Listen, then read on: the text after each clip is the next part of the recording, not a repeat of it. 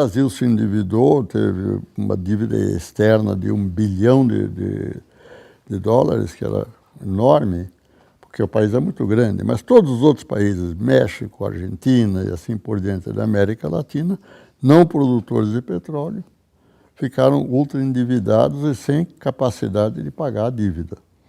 Isso ainda foi durante o regime militar. E, nessa ocasião, então, o regime militar fez uma política como a Dilma agora, ou seja, um ajuste fiscal para ver se conseguia aguentar a dívida externa e pagá-la aos poucos ou qualquer coisa assim. Como esse ajuste fiscal, o ajuste fiscal da época foi um horror. Quer dizer, perderam-se algo como 6 milhões de empregos industriais no Brasil. O desemprego foi terrível.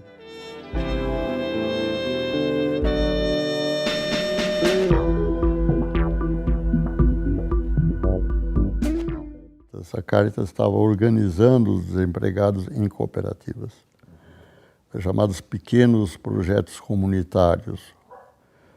É uma política forte da igreja. Eles obtiveram recursos da Miséria Alemã, da Caritas, acho, dos Estados Unidos e de outros países. Com esse dinheiro, eles financiaram a formação de um número grande de cooperativas.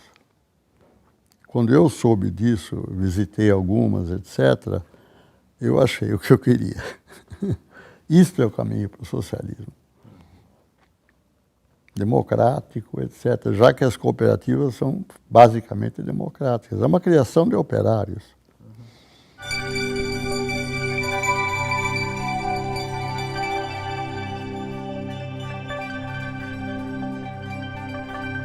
Houve aqui um movimento específico que começou com sindicalistas.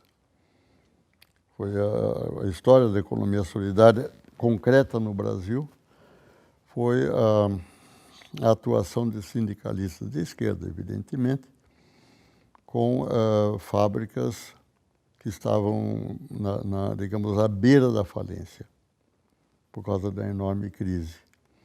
E que o próprio sindicato estimulou os trabalhadores a formar uma cooperativa. E essa que é a coisa bonita, a cooperativa se forma para ficar com a fábrica e impedir que ela fosse fechada. Isso dá certo, deu certo em geral, e aí a economia solidária se difundiu.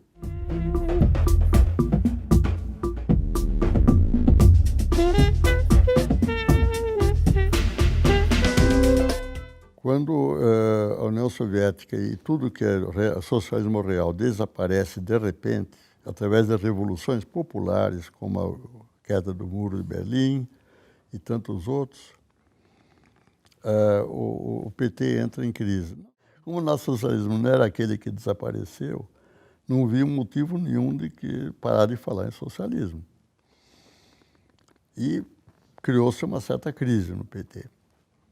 E o Lula, que é realmente muito bom como dirigente, resolveu falar com Antônio Cândido, acho que vocês sabem quem é, pedindo que ele organizasse seminários sobre socialismo. E eu escolhi fazer o meu seminário sobre economia socialista.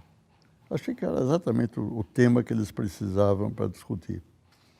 E fiz o seminário, falei longamente economia solidária e socialismo real, reconstituí um pouco a história.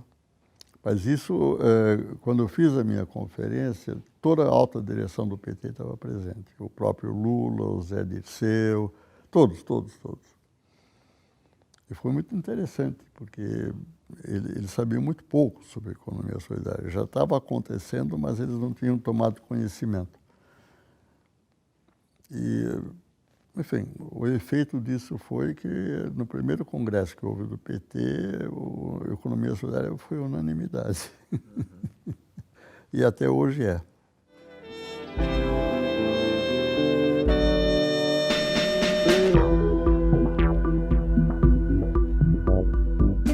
Eu fui convocado a uma audiência eu dar uma audiência ao secretário do Ministério da Saúde.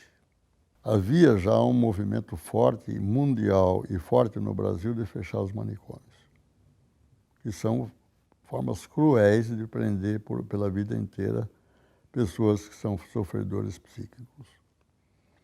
E foi esse movimento de fechamento de manicômios que enfrentou a situação seguinte: o que nós vamos fazer com os loucos que nós agora libertamos do manicômio, mas que não têm como viver? Eles acabaram recebendo o salário mínimo do governo.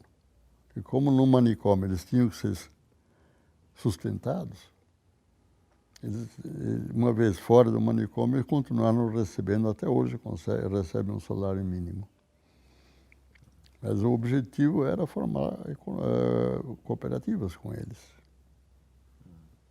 E o Ministério da Saúde se apaixonou por economia solidária.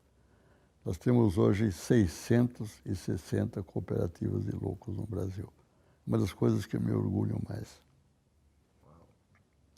É muito interessante, porque eles não têm mais nem um pouco de, vamos dizer, vergonha e tal da sua identidade. Eles põem loucos no nome da cooperativa. A mais recente cooperativa, pelo que me contaram, tinha o nome de Loucos por Você.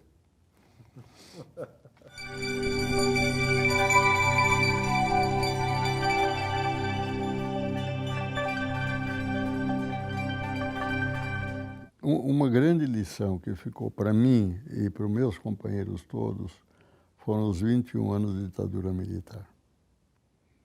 Nós não queremos mexer na democracia nem por meia hora.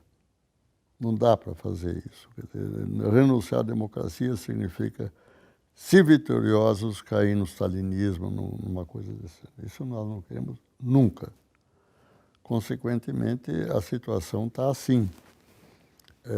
Enquanto nós somos fiéis à democracia, nós não vamos liquidar o capitalismo antes que a maioria da população e do eleitorado assim deseje, quer dizer, por meios democráticos, se for o caso. A economia solidária convive com o capitalismo enquanto o capitalismo tiver o apoio da maioria da população.